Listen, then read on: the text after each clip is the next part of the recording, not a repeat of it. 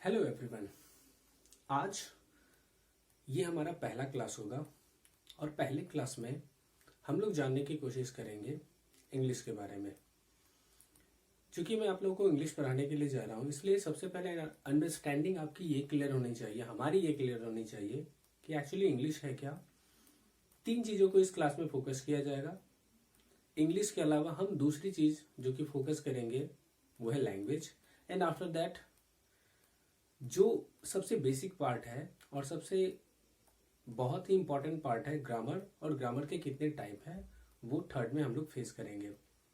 तो चलिए स्टार्ट करते हैं बगैर समय को व्यतीत किए हुए। सबसे पहले आप देख सकते हैं यहाँ लिखा है मैंने इंग्लिश, और इंग्लिश के साथ लिखा है मैंने एक वर्ड इंट्रोडक्शन। इंग्लिश जिसको कि आप हिंदी में अंग्रेजी कहते हैं, और ये इंट्रोडक्शन कहने का मतलब परिचय। जब आप किसी से पहली बार मिल रहे होते हैं तो उसे ये जानने की कोशिश करते हैं कि वो व्यक्ति कौन है, किस संदर्भ से है, कहाँ से आया है, या फिर वो क्या करना चाहता है, या फिर वगैरह वगैरह और भी बहुत कुछ। तो हम बेसिकली इस क्लास में इंग्लिश एज ए इंट्रोडक्शन पढ़ेंगे। ठीक, सबसे पहले लिखा है इंग्लिश। What is English? पहला क्वेश्चन आपके मन में ये आया होगा। तो it is a global language. It is a global language. यह एक वैश्विक भाषा है। एक्चुअली हमारे और आपके बीच में अभी कुछ वार्तालाप करने की कोशिश की जा रही है। मैं आपको कुछ समझा रहा हूं और आप समझने की कोशिश कर रहे हैं और शायद समझ भी रहे हैं। तो ये जो हमारे बीच कम्युनिकेशन हो रहा है उसमें एक कड़ी जुड़ रही है। उस कड़ी को कहा गया है क्या? भाषा। और ये जो भाषा है ये हमारी मदर टंग है, जो कि हमारी हिंदी है। तो यह एक वैश्विक भाषा है। अब ग्लोबल मतलब वैश्विक।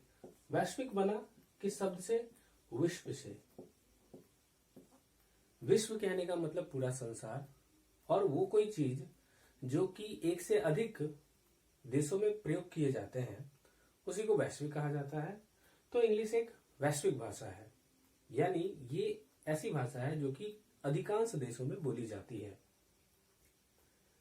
अब हमने इंग्लिश सीख लिया, हम दूसरे टॉपिक पे आते हैं। इसमें एक जिक्र आया एक शब्द का, वो है भाषा, जिसको कि हिंदी इंग्लिश में हम लोग कहते हैं लैंग्वेज।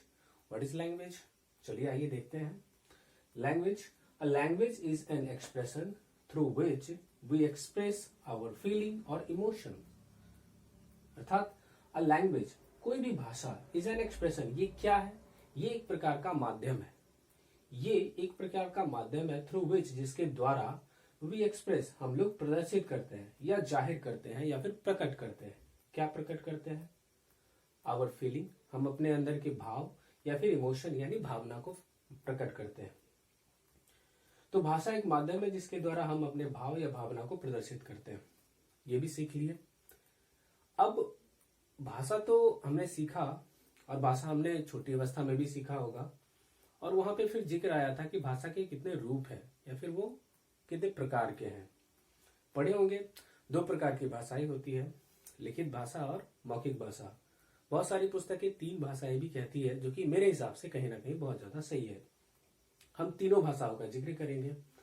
अब देख सकते हैं यहाँ लिखा हुआ है लैंग्वेज को 3 पार्ट में डिवाइड करके, रिटेन, ओरल और सिंबॉलिक। रिटेन, ओरल और सिंबॉलिक। सबसे पहला हम लोग देखेंगे रिटेन लैंग्वेज। रिटेन शब्द बना है राइट से, और राइट मीन्स लिखना। मतलब कि वैसी कोई लैंग्वेज यानी वैसी कोई भाषा जो कि लिखित फॉर्म में होती है, यानी राइट फॉर्म में होते हैं, वैसे भाषाओं को रिटेन लैंग्वेज कहा जाता है। यानी वैसी भाषा जो लिखकर प्रकट की जाती है, यानी लिखकर प्रकट की जाने वाली जो भाषा होगी वही भाषा होगी रिटेन लैंग्वेज। ठीक, एक कदम आगे बढ़े, ओरल लैंग्वेज। ओरल एग्जाम 2 प्रकार का होता है। हम लोग एक पेपर वाला एग्जाम देते हैं जिसमें कि ढेर सारे क्वेश्चंस आपको रिटेन फॉर्म में दिए हुए रहते हैं। इसके अलावा एक ओरल होता है जिसको कि हम लोग हिंदी में क्या कहते हैं? मौखिक। तो एक मौखिक भी परीक्षा होती है, ठीक उसी प्रकार से मौखिक लैंग्वेज भी होता है। मौखिक परीक्षा में होता क्या है? टीचर्स आपसे ठीक सामने सामने कुछ सवाल और जवाब आपको देना होता है। इस तरीके से वो जो एग्जाम होती है वो ओरल लैंग्वेज होती है। माफ कीजिएगा, ओरल एग्जामिनेशन होती है, ठीक उसी तरीके से ओरल लैंग्वेज भी होता है। तो ओरल, ठीक याद आया होगा आपको ओरल ब्रश के बारे में, पेस्ट के बारे में। तो ओरल यानी मौखिक, यानी वैसी कोई भाषा जो बोलकर प्रकट की जाती है, बोलकर प्रकट की जाने वाली भाषा ही ओरल लैंग्वेज कहलाती है, यानी मौखिक भाषा कहलाती है। तीसरा जो मेरे हिसाब से सबसे ज्यादा इंपॉर्टेंट है वो है सिंबॉलिक लैंग्वेज। सिंबॉलिक, जिसको कि हम प्रतीक कहते हैं, सिंबल से बना है, भाव, संकेत या प्रतीक के द्वारा प्रकट की जाने वाली भाषा। यानी कि वैसी कोई भी भाषा जो हम भाव के बदौलत या संकेत के बदौलत या फिर प्रतीक के बदौलत प्रकट करते हैं, वैसी भाषा को सिंबॉलिक लैंग्वेज कहा जाता है। जैसे एक लिपि है ब्रेल लिपि, जिनके की आविष्कारक है लुइस ब्रेल। उसमें कुछ डॉट रहते हैं। उस डॉट को वैसे व्यक्ति जो कि ब्लाइंड होते हैं, जो देख नहीं पाते हैं, वो क्या करते हैं, वो डॉट स्पॉट को टच करते हैं और उसके द्वारा वो समझने की कोशिश करते हैं कि आखिर क्या लिखा गया है, वो है क्या, वो तो है सिंबल ही। या फिर उसकी भी बात को अगर आप छोड़े, हम जब गाड़ी से चल रहे होते हैं तो एक बैनर लगा हुआ होता है, माफ कीजिएगा, बोर्ड लगा हुआ होता है, जो कि आगे चल करके इस दिशा को इंडिकेट करता है। यानी अगर आप इधर से जा रहे हैं तो आपको आगे चल करके राइट को टर्न हो जाना है।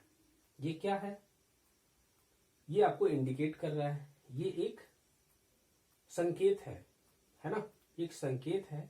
लेकिन यहाँ पे तो कुछ लिखा तो नहीं गया, लेकिन इसने कुछ कहा, और जो कुछ भी इसने कहा उसको आपने समझा, ठीक। तो ये जो भाषा हुई, ये ना ही लिखी गई है, ये ना ही बोली गई है, लेकिन भाषा तो है। भाषा का मतलब क्या, कि जो हमारे और किसी और के बीच में जो माध्यम बनती है उसी को भाषा कहते हैं। तो हमारे इस बोर्ड के बीच में एक माध्यम बना, उसने कुछ बताने की कोशिश की और हमने समझ लिया, ठीक। तो वही लैंग्वेज क्या कहलाएगी, सिंबॉलिक लैंग्वेज कहलाएगी, ठीक है। तो हमने लैंग्वेज भी जान लिया। अब एक कदम और आगे आते हैं हम लोग ग्रामर के बारे में। किसी भी भाषा को सीखने के लिए हमें सीखना पड़ता है उस भाषा का व्याकरण, जिसको कि हम लोग ग्रामर कहते हैं। आइए देखते हैं, पढ़ा भी होगा वैसे आप लोगों ने, वह शास्त्र जिसके द्वारा हम शुद्ध शुद्ध बोलना पढ़ना वो सीखते हैं, उसे ही ग्रामर कहा जाता है। वही बातें होंगी, थोड़ा सा हट करके होंगी। चलिए देखते हैं। तो grammar, it is a set of rules that deals with the classes of words, their inflections and their functions and relations in the sentence।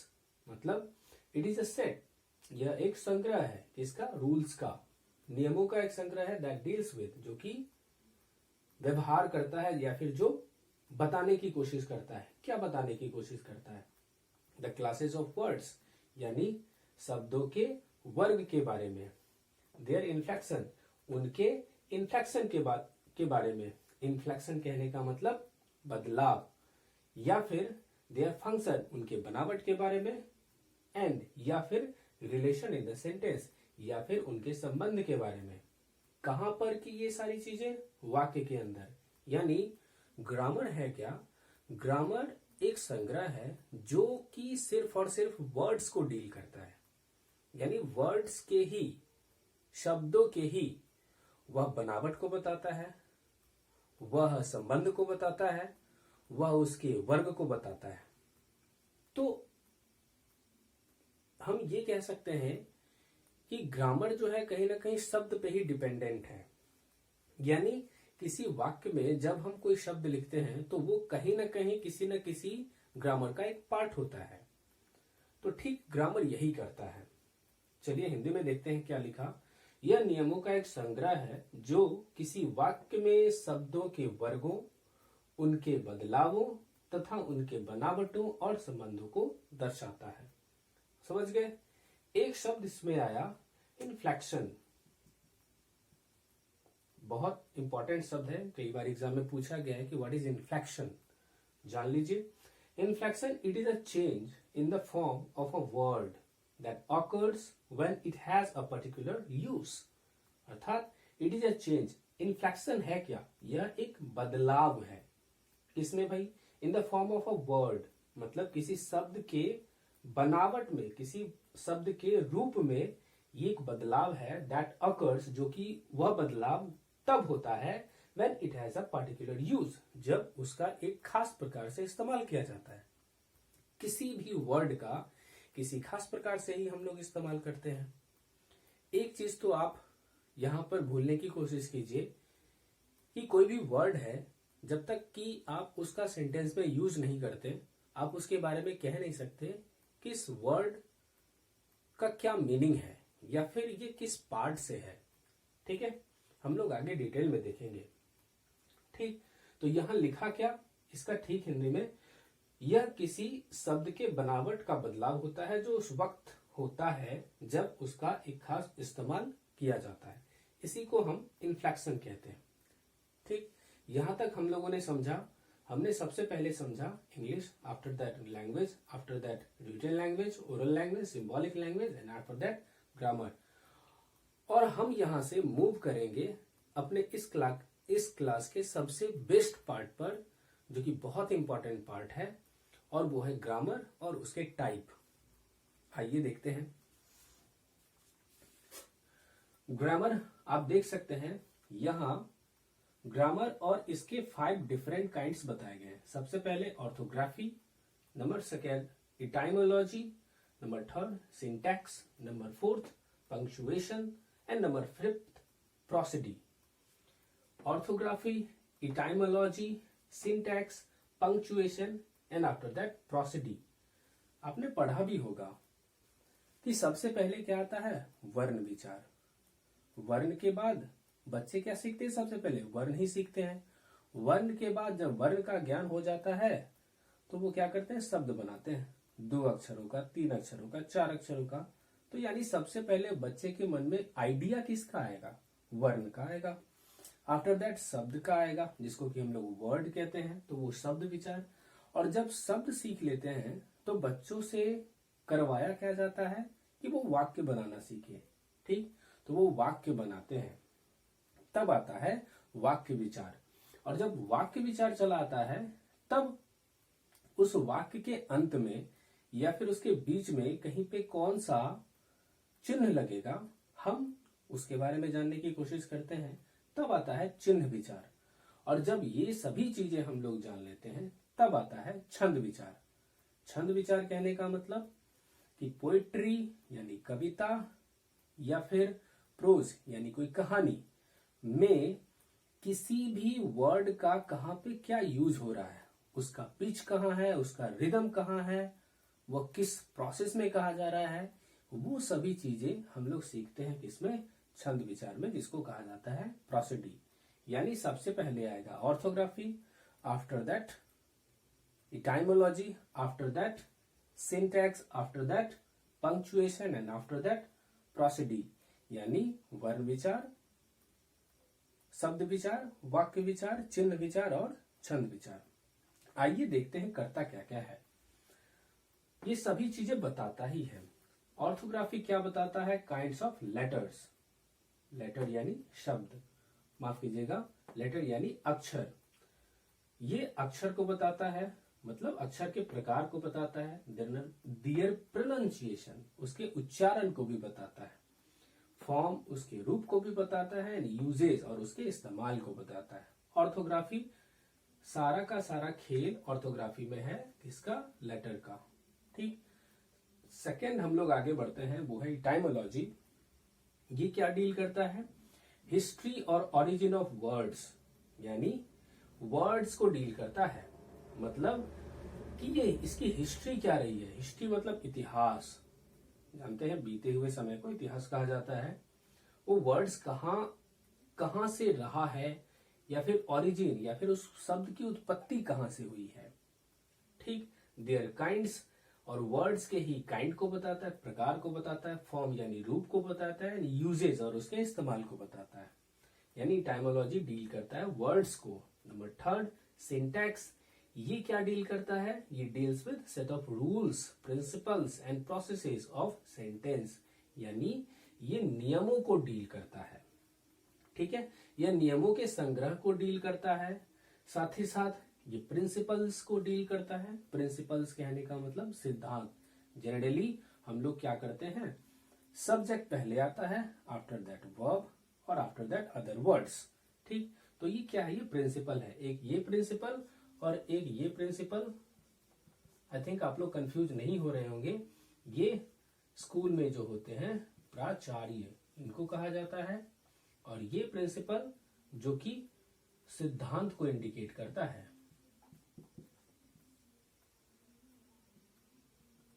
ठीक, तो ये और उसके प्रोसेसेस यानी उसकी प्रक्रिया के बारे में बताता है।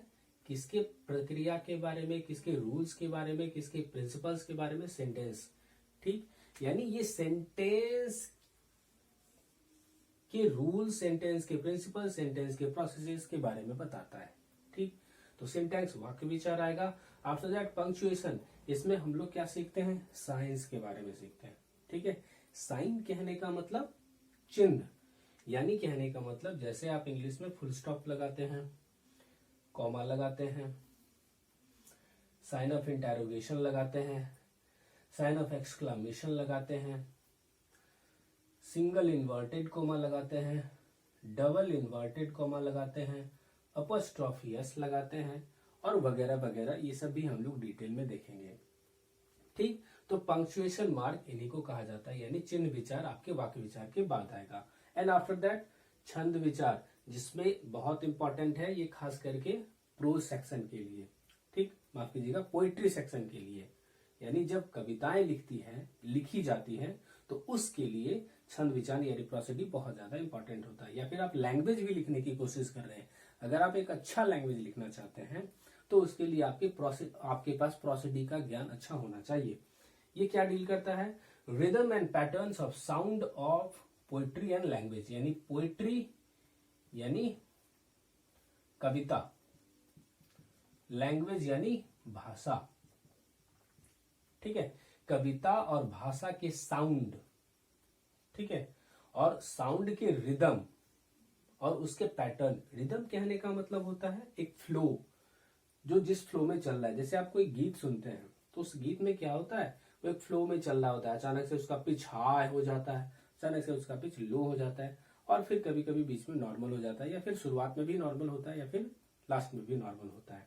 ठीक, तो ये उसको बताता है और साथ ही साथ ये उसके पैटर्न को भी बताता है। ठीक, तो आज की क्लास के लिए बस इतना ही। प्लीज कमेंट सेक्शन में जरूर बताएं कि आपको ये क्लास कैसा लगा। ठीक, और अगले क्लास में हम लोग इससे आगे की कोशिश करेंगे। अगला क्लास हमारा बहुत ही ज्यादा इंपॉर्टेंट होने वाला है। अगली क्लास को प्लीज मिस मत कीजिएगा, और अगर आपको ये वीडियो अच्छी लगी हो तो प्लीज लाइक कीजिएगा, हमारे चैनल को सब्सक्राइब कीजिएगा। मेरे नहीं कहा है मैंने, हमारे चैनल को कहा है, क्योंकि ये हम और आपसे मिलकर के बना है। तो नोटिफिकेशन बेल को जरूर दबाइएगा, चैनल को सब्सक्राइब जरूर कीजिएगा, और अगर वीडियो अच्छी लगी हो तो लाइक जरूर कीजिएगा। साथ ही साथ आप इस वीडियो को शेयर जरूर कीजिएगा। मिलते हैं हम लोग अगली क्लास में। Till then, bye bye and take care, stay home, stay safe.